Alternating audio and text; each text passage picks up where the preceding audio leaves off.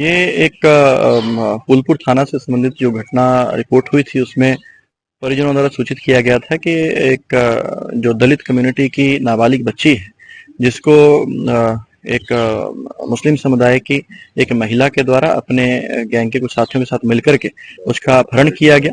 और उस अपहरण के करने के बाद में उसको पहले दिल्ली ले जाया गया, फिर केरला ले जाया गया। और केरला से वो बच्ची जो है सकुशल बरामद हुई। जब ये सूचना हमें मिली है तो उसके बाद सबसे पहला जो टारगेट था वो ये था कि बच्ची को कुशलता से बरामद किया जाए। और परिवारजनों की सहायता से केरला से बच्ची को बरामद किया गया। और जो बच्ची से जो बयान लिए गए सबसे पहले क्योंकि काफी ट्रॉमेटिक इंसिडेंट उसके साथ में रहा, तो पहले उसको काउंसिल करके काउंसिल किया गया और उससे जो जानकारी जुटाई गई उससे ये जो जानकारी मिली कि सबसे पहले बच्ची को अपहरण किया गया, उसको बिना पेरेंट्स की जानकारी के उसको प्रयागराज स्टेशन पे ले जाया गया, जहां पे कि उसी गैंग के सदस्य के द्वारा जिसकी अरेस्टिंग हुई है उसके द्वारा बच्ची के साथ में गलत तरीके से हरकत की गई, छेड़छाड़ की गई, जिसका बच्ची ने विरोध किया। उसके बाद उसको दबाव बना करके और उसको डरा धमका करके दिल्ली ले जाया गया। दिल्ली से फिर अलग अलग राज्यों से होते हुए केरला ये गैंग उसको लेकर के गया। और रास्ते में और अभी तक लगातार उससे फ्रेंडशिप करके उस महिला द्वारा और उसके अन्य साथियों ने उसको मोटिवेट किया कि वो अपना धर्म परिवर्तन करें। और जैसा कि बच्ची ने बताया कि पूरे रास्ते में जाते हुए और अभी तक अलग अलग लोगों से जिनसे उस महिला के माध्यम से या अन्य आदमियों के माध्यम से, व्यक्तियों के माध्यम से जो बातचीत हुई, तो उसको वहां पे जाकर के जो लगा उनकी गतिविधियों से कि वो एंटी नेशनल एक्टिविटीज में ये गैंग इन्वॉल्व, जिसके पश्चात वहाँ उस किसी तरह से वहां से छूट करके वहां से भागी और वहां लोकल उसने हेल्प मांगी, जिसके बाद में जब हमें सूचना मिली तो परिवारजनों के साथ में बच्ची को बरामद किया गया है।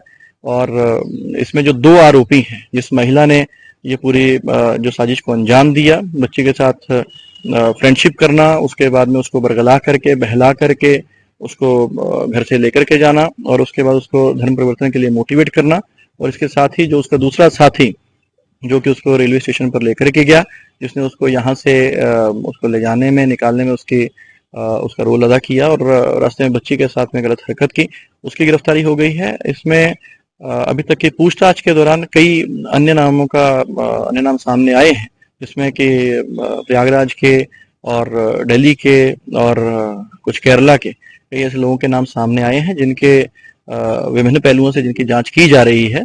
और हमारी अलग अलग टीमें जो हैं इसमें जो अलग अलग पहलू आए हैं उनकी जांच कर रही हैं और आगे और लोगों की गिरफ्तारी करके इसमें कार्रवाई की जाएगी। कुल कितने लोग सर इसमें इन्वॉल्व हैं? देखिए, जैसा मैंने बताया कि अभी तक इसमें 2 लोगों की अरेस्टिंग हो चुकी है और कई अन्य लोगों के सामने नाम आए हैं, और अभी उनकी क्या संलिप्तता है, किस प्रकार से उनकी इन्वॉल्वमेंट रही है। और जैसा कि बच्ची ने बताया कि इस महिला के द्वारा बच्ची को बार बार ये मोटिवेट किया गया कि उसकी कम्युनिटी की और बच्चियां हैं जो माइनर थी, उनको उन्होंने पैसा दिया, या उन्होंने इस तरह के उसको सुविधाएं मुहैया करवाई और आगे उनको बहुत लग्जरीज वगैरह उनको ऑफर की जा रही हैं, तमाम तरह के प्रलोभन उसको दिए हैं। तो उससे ऐसा प्रतीत हो रहा है कि और भी बच्चियों को इन्होंने टारगेट किया है। तो ये सभी हमारे पहलू हैं जांच के, जिनके ऊपर हमारी इन्वेस्टिगेशन अभी जारी है। क्या जो आतंकवादी संगठन का भी नाम है, तो क्या एनआईए भी इसमें इन्वॉल्व किया गया जांच के लिए? देखिए, अभी जो उत्तर प्रदेश पुलिस है उसके द्वारा ये जांच अभी हमारे द्वारा की जा रही है।